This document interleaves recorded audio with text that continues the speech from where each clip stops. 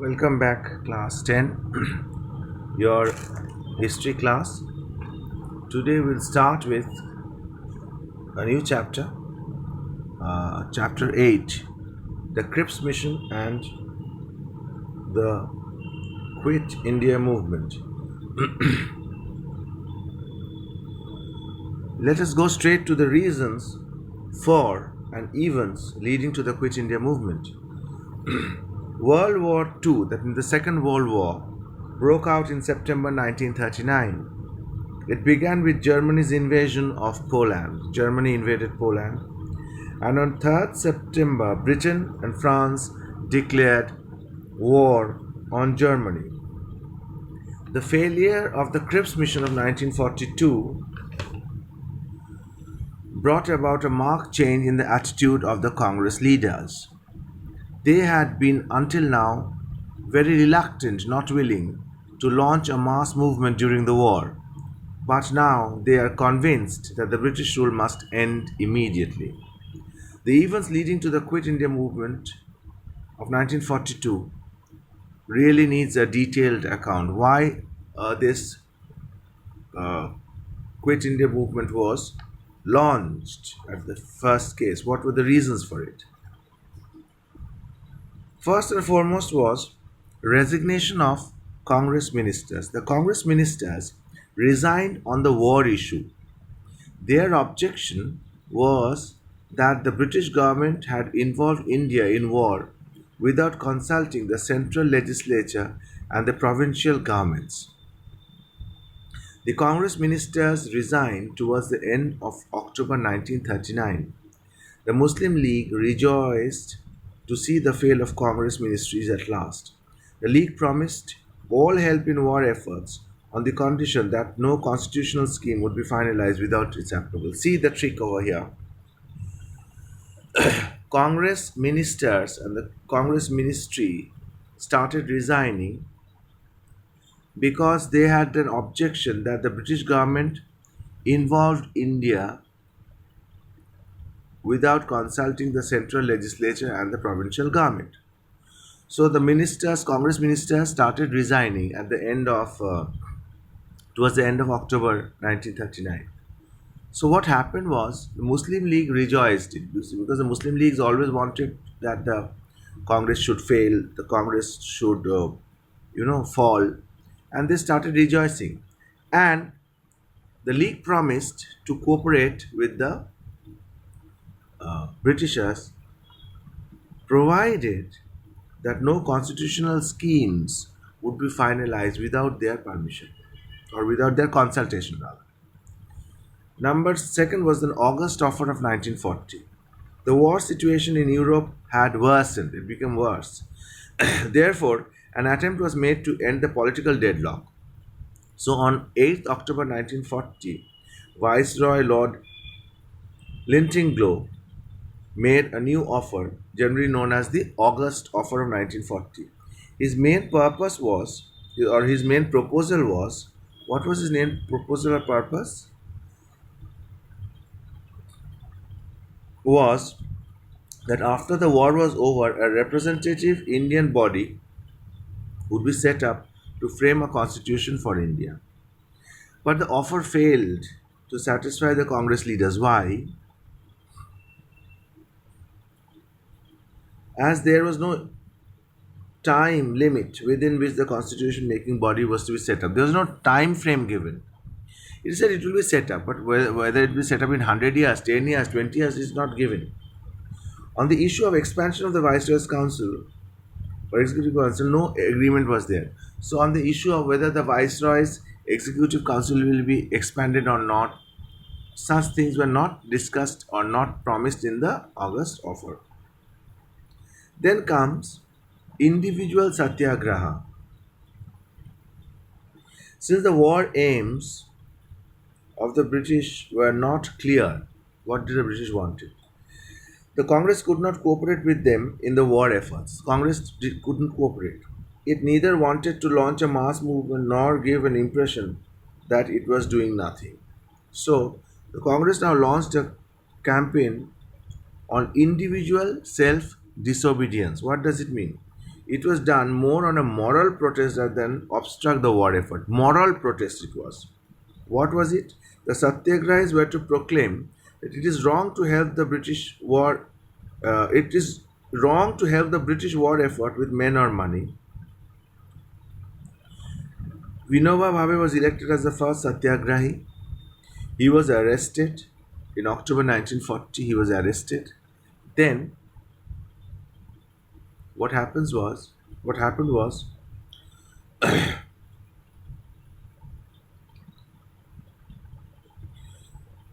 other prominent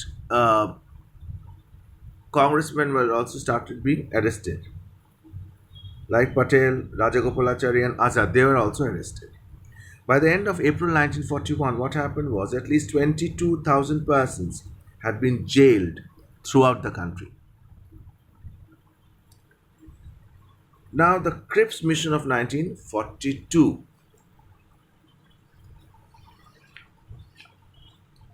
On 7 December 1941, Japan attacked Pearl Harbor, an American naval base. We'll learn all this in detail when we start the World War. Just for information's sake or for the background, you just know the facts. We'll do it in detail when we do the First World War and the Second World War. On 7 December 1941, Japan attacked Pearl Harbor, a American naval base in Hawaii Island. Japan's entry into the war on the side of Germany was a cause of great worry for Britain, USA, and China. They got all the more worried by the rapidity with which Japan overran countries one after the other in Southeast Asia. So, this was their worry. The war thus had come to a very border of India because Japan was overrunning one after the other country in Southeast Asia. So, it has come to the border of India. The efficient defense of India needed the fullest cooperation of the people of the country. So, if the border is to be protected, the whole countryman has to cooperate. The British Prime Minister, Mr. Winston Churchill, was not showing any eagerness to reach an agreement with the Indian leaders. He was least bothered. Then came the pressure of President of USA. The result was that Sir Stafford Cripps, a member of the British War Cabinet, was sent to India. You go to India and solve this problem. Sir Cripps arrived in Delhi. He arrived at Delhi in March 1942. Now, what did Mr. Cripps proposed? It is known as the Cripps Mission. The proposal which Mr. Cripps brought were, after the war was over, India would be given the same status as other dominions, for instance, Canada and Australia. Dominion status. Number two is immediately after the war, a constituent assembly would be set up. The princely states would be free to choose whether to join the Indian Union or to stay out of it. Third, the British government would accept constitution so framed, which will be framed, subject to the condition that any province or provinces which did not accept the new constitution would frame a constitution of their own. See, so many constitutions will be formed. If a constituent assembly will be set up, any province or province which they do not accept this new constitution, they can form their own constitution.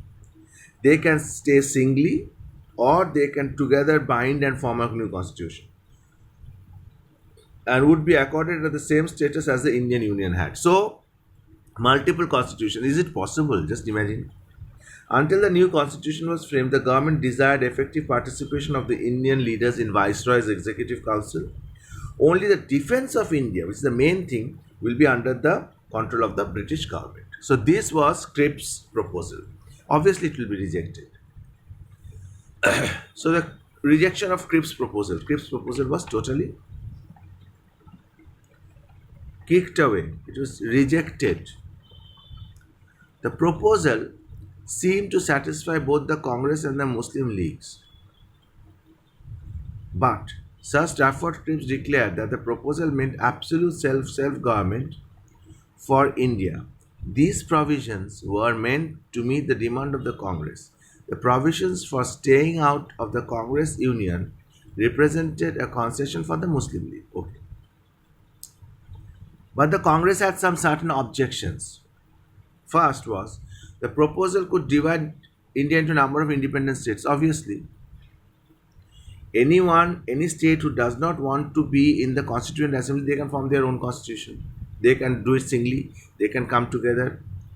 Few states, those who don't want to be under the Constituent Assembly, they can come together and form. Again, from that, if they don't want, they can again go out. Total chaos. The people of the princely states had not been given the right to elect the representatives to the proposed constitution making body. Their representatives were to be selected by the rulers. Third was the self government or the dominion status was yet very far away. Meanwhile, the Governor General was to continue with full powers over the matters of war and defense. So in war times, defense covered almost the full of the administration.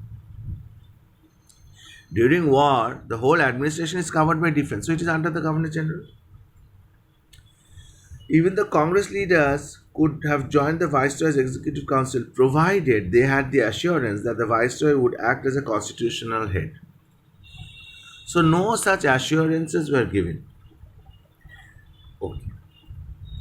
This killed the Cripps offer, which was total failure. In utter disappointment, Gandhi proclaimed the offer as a post dated check. The Muslim League also rejected the proposal because it felt the prospect of achieving Pakistan was bleak. That was their main motto, main issue.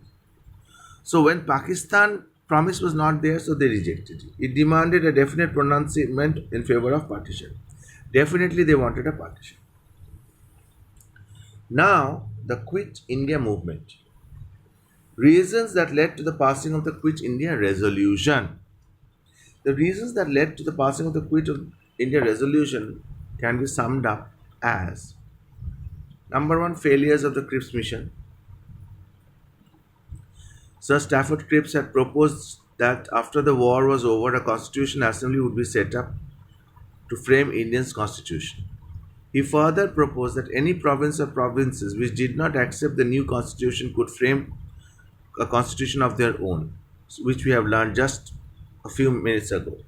So, such proposals could naturally divide India into many independent states. So, Gandhi therefore urged the Congress committee to reject the Cripps proposal.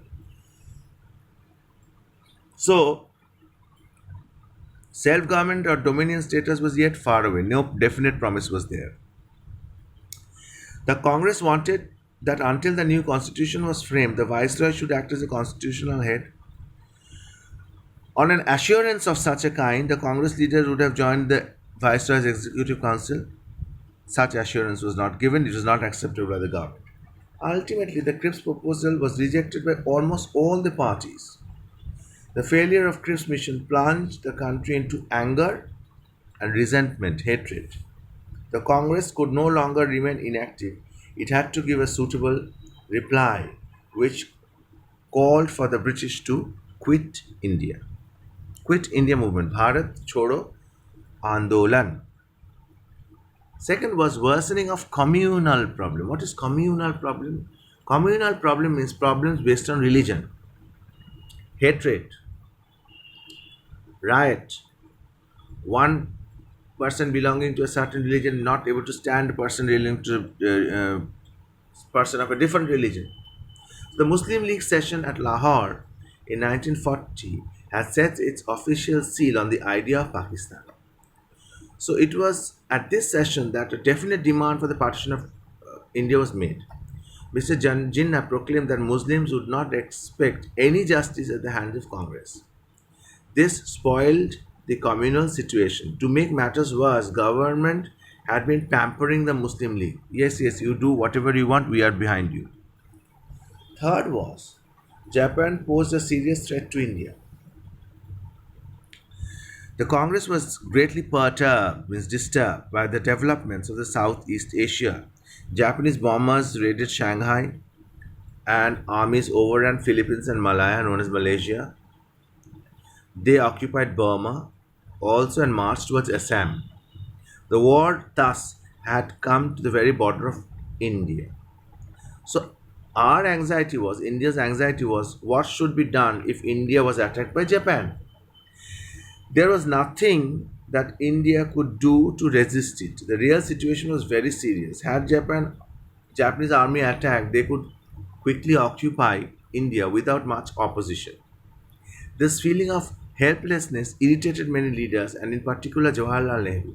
He even advised people to resort to guerrilla warfare in the case of Japanese invasion. Guerrilla warfare means attacking, hiding, and attacking. On this, Gandhi remarked Jawahar appears to have discarded the nonviolence altogether. Gandhi and other leaders were now convinced that the situation called for a complete independence, immediate independence, and unconditional independence.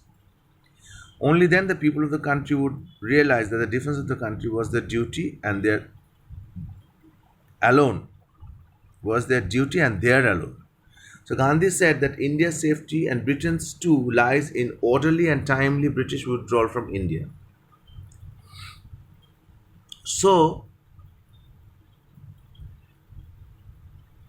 Japan was Britain's enemy and India was the colony. So if the British withdrew, then India would be free and Japan would not attack India. That was their whole policy. So quit India resolution. The Indian Congress, so the Congress Working Committee met at Wardha in July 1942. It adopted a long resolution, and the resolution came to be known as the Quit India Resolution. What it demanded? It demanded that the British rule in India must end immediately.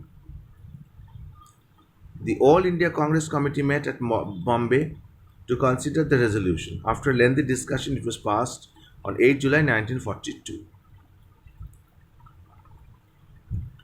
What did the resolution say? It said, no further promises or guarantees can affect the present situation. Only the glow of freedom can now release the energy and enthusiasm of millions of people, which will immediately transform the nature of the war. So, immediate freedom was demanded. If this demand was not conceded, not listened to, the Congress declared its resolve to start a mass struggle on non-violent lines under Gandhiji's leadership. Gandhiji, in his speech, said, "We shall do or die. We shall either free India or die in its attempt." Gandhi had stated that he did not intend to start a mass struggle immediately. He would do so only if, after having met the viceroy, he failed to achieve some honorable agreement. He said, immediately we are not launching any mass agitation. Let me meet the viceroy. If we come to a honorable agreement, we will not do. Otherwise, we will do. He also made it clear that, like all other movements, it will be non-violent. So obviously, arrest of leaders started. In the early hours of the morning of August 9, Gandhiji, Azad, and other prominent leaders, Congress leaders were arrested. The government alleged that destruction of the means of communication formed a part of the Congress program, as there was none to provide leadership. Because all the prominent leaders were attacked, violent riots began in large scale throughout India. So, what was the course of the movement? The government had to face a revolt which was unarmed but violent in nature. Mob violence was particularly directed against the means of communication as railways, posts, telegraphs. Attacks were made on police stations, government buildings. The position was extremely serious in Bihar, eastern part of Uttar Pradesh. In Bihar, revolutionaries like Jayaprakash Narayan and Kartik Prasad played an important role. Ram Manohar Lohia, Nana Patil, Aruna Asaf Ali were among prominent leaders who operated from underground, not came in front. In Uttar Pradesh, movement took a very serious stand in districts of Basti, Balia, and Azamgarh. In Assam and Bengal, the student gave the lead to the masses. The students were leading. The movement was quite intense in Pune, Bombay, Nasik, and Satara. Students in Odisha took a leading part in the movement. In South India, areas affected were Coimbatore, Chennai, and Madurai. So, all over India, these violent riots and all these things started. Government came and repressed the movement, obviously. Official figures were 60,000 people were arrested, 940 killed, 1,630 injured during the last 5 months in the year of 1942. These figures were certainly gross understatement, According to Jawaharlal Nehru, popular estimates place the number of deaths at 25,000, probably, but probably this is an exaggeration. Perhaps 10,000, maybe those who were killed. So, what were the reasons of the failure of the movement? The movement was short lived but was intense, strong movement. No doubt the campaign failed. There were three main reasons for the failure. First, Jayaprakash Narayan assigned its failure to the lack of coordination, lack of clear cut program. In Balia, people seized power, but they did not know what to do next. They got the power, but what to do with the power they did not. Uh, the people should have set up in these areas their own units of revolutionary government and created their own police and militia. They did not do it. Second was some sections of the society, including many known politicians, remained loyal to the government. Their loyalty was always there. Third, the government punished the resistance ruthlessly. The government was totally ruthless. They tortured Indians like that. Anyway, impact, significance, and consequences of the movement. First, the 1942 movement was an important landmark in the freedom struggle. Second, the movement was a symbolic of new confidence of the people of India has attained. It warned the British that they were not wanted in India, and it aroused among the people the spirit of sacrifice. Third, there was nothing to stop Indians from attaining freedom. It was just a matter of time, and the movement quickened the British decision to quit India. Fourth was, in the history of British rule in India, no such revolt had occurred earlier. The youngest of the generation, the school children, the youth, the older generation of experienced politicians, all joined hand in the struggle. So in Quit India movement, the Indian revolution reached its climax, reached its top, you know, climax in the whole scene of Indian movement, Indian independence movement. So today we have completed a very important chapter, chapter 8, the Cripps mission and the Quit India movement. So you have homework that you must solve the question answers of the previous chapter, chapter 7. Solve the question answers in your exercise copies first, then I will give you the next homework. But today's class, we come to the end of today's class with the end of chapter 8. Thank you very much.